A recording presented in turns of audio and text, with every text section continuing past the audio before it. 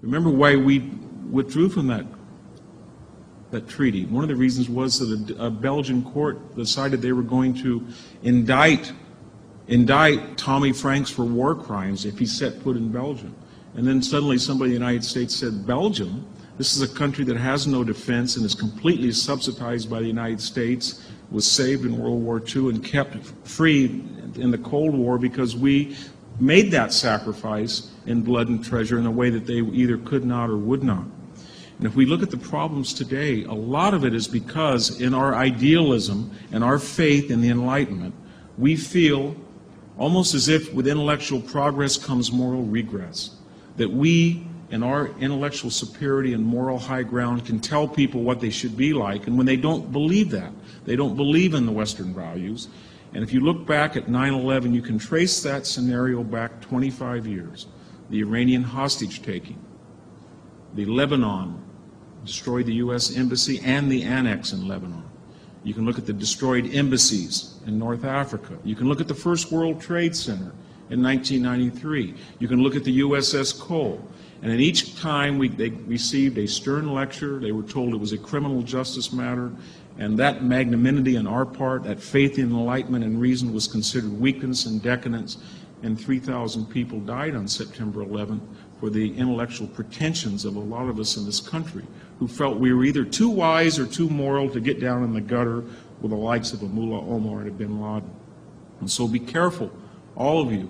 While everybody wants to aspire to the rhetoric of the Enlightenment, so often through history, it's somebody in a tower in Manhattan, or the janitor in the Pentagon, or an innocent child in Darfur, or a Muslim in Kosovo who dies for our idealism because somebody either would not or could not go back to the 8th century for just a minute to stop what words could not by force. Thank you.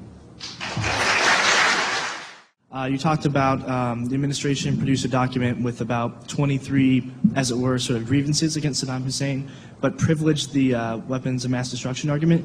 Could you comment on that, like in light of the way things turned out? Why do they choose to privilege that particular argument? They thought that after 12 years since the 91 war, that they had a case for removing Saddam Hussein after 9/11 in a way that they didn't before. Remember, as I said, that they didn't sign that neoconservative preemptory doctrine.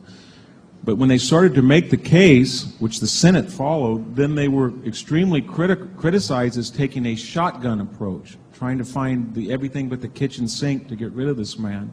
So they focused on the most obvious danger, one that they didn't think would be a problem. They really did believe there was WMD, and the Senate leaders who passed the proclamation saw the same intelligence as did the Europeans. And remember, whatever you think about the U.S. military, they don't send 20,000 kids out in 105-degree temperatures and put them on chemical war suits to go along with a fraud.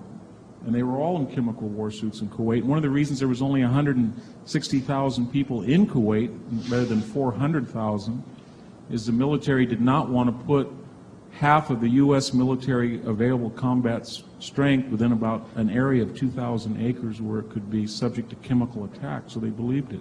I think that was a mistake, but it was understandable. One last point about the prior question. One of the things we see about accountability, look at Halliburton, it was brought up. But when you have a society with a free press and you have Senate confirmation of Pentagon officials and investigatory powers subject to the people, then you get fines and you get action. But we're looking at a $30 billion oil for food scandal, which involved not only Kofi Annan's son, but senior members of the UN itself.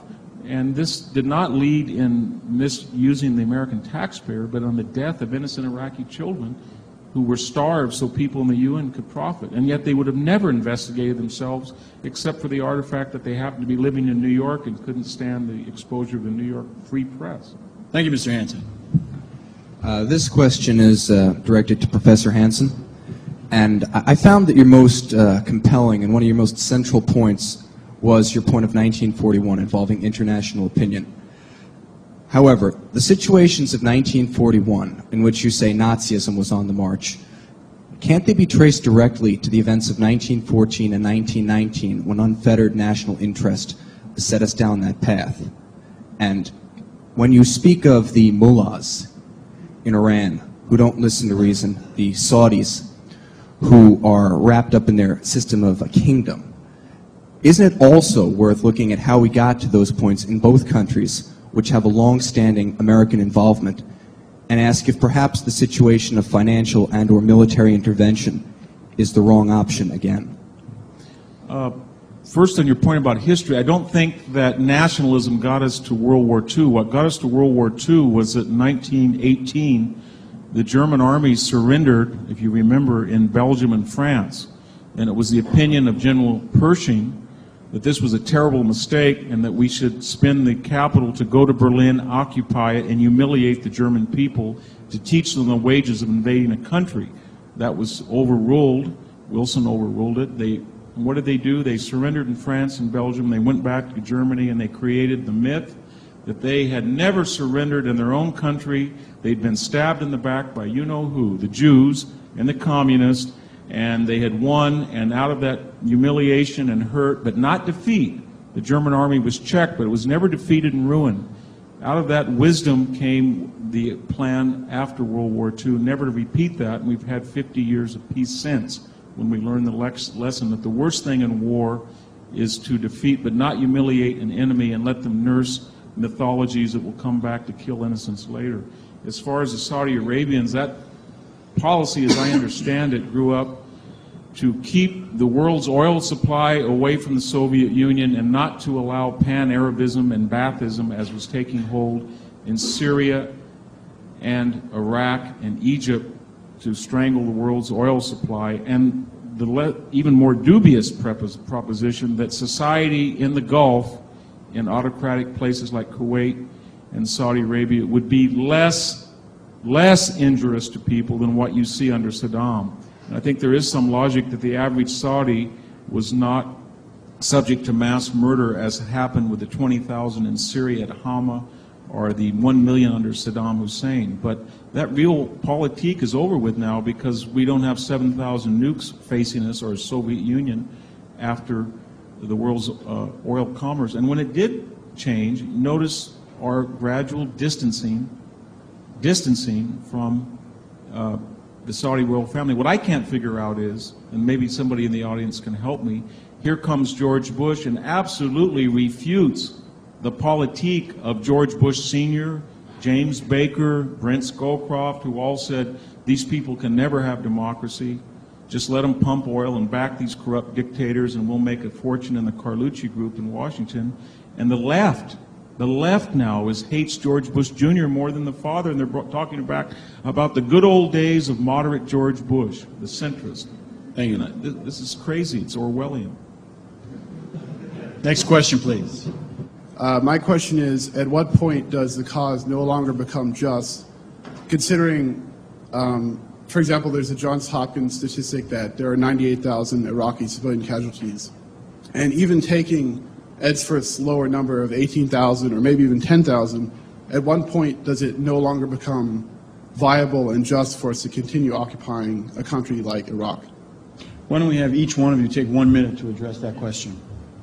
Well, you know, if we say 18,000 Iraqi civilians, then we think that everybody in the Sunni Triangle is a civilian.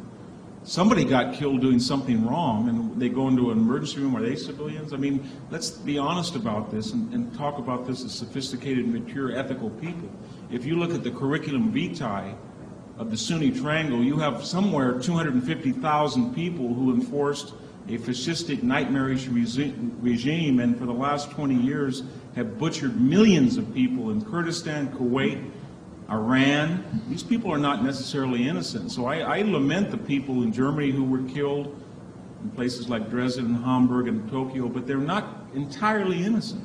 And so I don't buy the idea that every Iraqi who was killed in this war was walking down the street and hit by collateral damage. A lot of these people are cold-blooded killers, and they've been so for 20 years, and their elimination, hopefully by imprisonment or exile, but by in extremis by death, will make it possible for the other 26 million to live a life that was not possible the last 30 years.